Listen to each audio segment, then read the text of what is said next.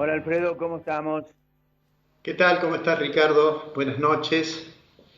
Bueno, ¿Qué decías tal la columna? recién que Antes el de gobierno empezar, nacional prorrogó la cuarentena y hubo algunas vacilaciones en esa prórroga que me parece que surgen de que se comienza a percibir nítidamente que más allá de la cuestión sanitaria, la cuestión de la economía es un tema a considerar con cuidado, habida cuenta del impacto que tiene el confinamiento y el cierre de las actividades. Y entonces se comienza a hablar de alguna forma de reiniciar las actividades económicas con el cuidado obviamente necesario de la cuestión sanitaria. Y yo diría que surgen algunas dudas. ¿Cuáles son esas dudas que hoy se plantean? Por supuesto hay una duda general que no tiene respuesta clara, que es, bueno, hasta cuándo va a durar este problema de la pandemia? Pero asumido de que en algún momento va a disminuir o va a desaparecer, aparecen entonces las cuestiones de decir, bueno, ¿cómo saldremos de esta situación? A nivel global, la economía, las estimaciones que hay es que va a repuntar y con distintas características según diferentes países. Pero si pensamos en Argentina, yo diría hay tres cosas que por estos días se preguntan los ciudadanos. Lo primero es, a la salida de esto, ¿qué pasará con la inflación habida cuenta de la importante emisión monetaria que debe realizar el gobierno para financiar este aumento del gasto público que supone acudir en auxilio del ingreso de las familias o en auxilio de las empresas? Esa es una primera cuestión. La otra cuestión es qué irá a pasar con el dólar, obviamente, y la otra cuestión es qué tan profunda va a ser la recesión. Empecemos por esta última. Ya hay datos de marzo, datos que toman solamente una parte de marzo, tuvo el cierre de los establecimientos. Sin embargo, ya hay información, por ejemplo, Orlando Ferreres y Asociados ha estimado y ha relevado información que le permite decir que en marzo del 2020, con relación a marzo del 2019, la actividad industrial cayó casi un 10%, es decir, cayó 9,9%. Y hay otra ujú. información, por ejemplo la de Fiel, que también dice que cayó la actividad industrial un poco menos, cercano al 7%, pero lo concreto es que ya se siente profundamente el impacto y seguramente los datos de abril van a ser obviamente peores porque va a tomar todo el mes.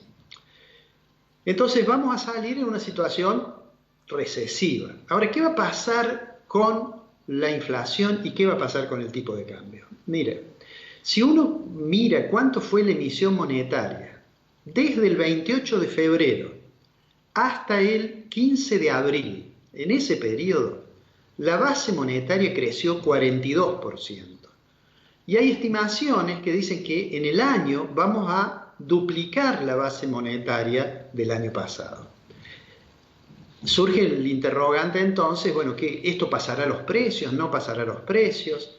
Me gustaría, a pesar de que hay algunos colegas que piensan que eso implica un riesgo de hiperinflación a muy corto plazo, yo soy de los que cree que el pasaje a los precios, al menos en el corto plazo, no va a ser significativo. ¿Por qué no va a ser significativo? Primero porque hay control de precios en algunos productos. Segundo porque hay control de las tarifas. Las tarifas están congeladas.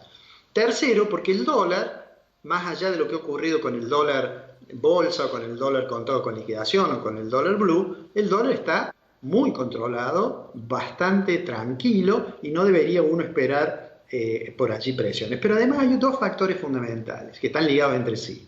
Uno es un cambio en el comportamiento de los consumidores.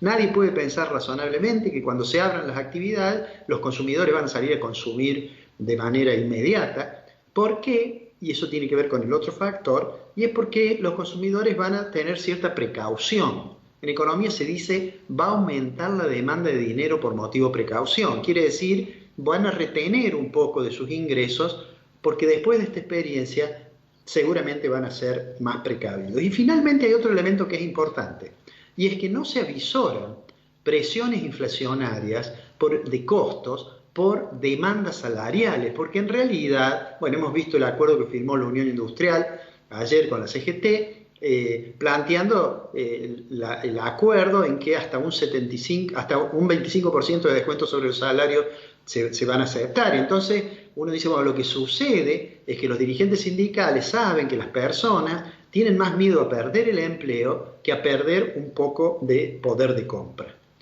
Y ahora voy al otro punto, que es el tema del tipo de cambio.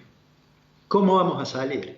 Bueno, el dólar, Argentina no tiene dólares, va a seguir sin tener dólares, y lo que ocurre con el tipo de cambio, así como en general con toda la economía, va a depender crucialmente de lo que ocurre con la renegociación de la deuda.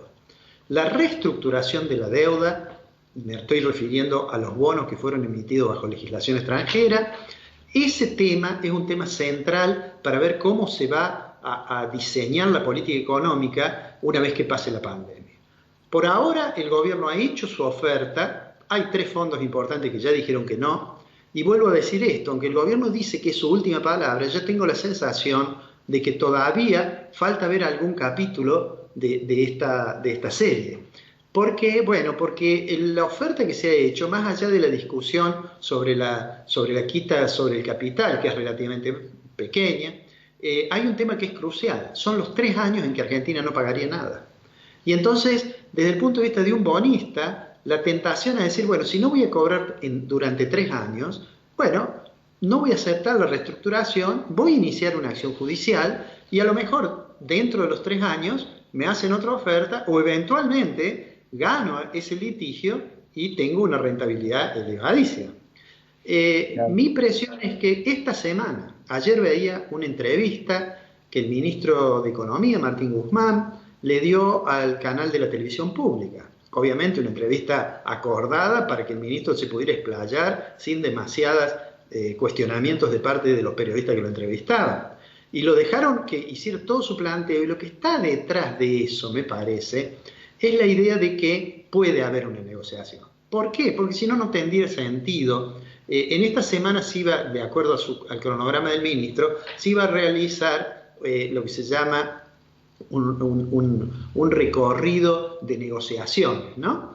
Y que se va a hacer de manera virtual. Es decir, van a hablar con los administradores, con los gerentes de los fondos que tienen bonos, y seguramente allí surgirá alguna alternativa, que puede ser una oferta de los bonistas, es decir, una contraoferta a la del gobierno, decir, no, mire, yo no quiero 3 años, quiero que me pague dentro de 30 días una parte, en fin, o harán algún planteo de ese tipo. Son 3 las variables sobre las cuales se pueden hacer modificaciones. Una es el principal, es decir, el capital. Otro es el interés, es decir, la tasa de interés. Y el tercero, que a mí me parece que es muy importante, es el periodo de gracia. Y siempre recuerdo que Martín Guzmán, antes de ser ministro, en una reunión, en una presentación que hizo en Ginebra hace varios meses, unos 2 o 3 meses antes de asumir, había insistido mucho, más que en las reducciones de capital, más que la quita, digamos,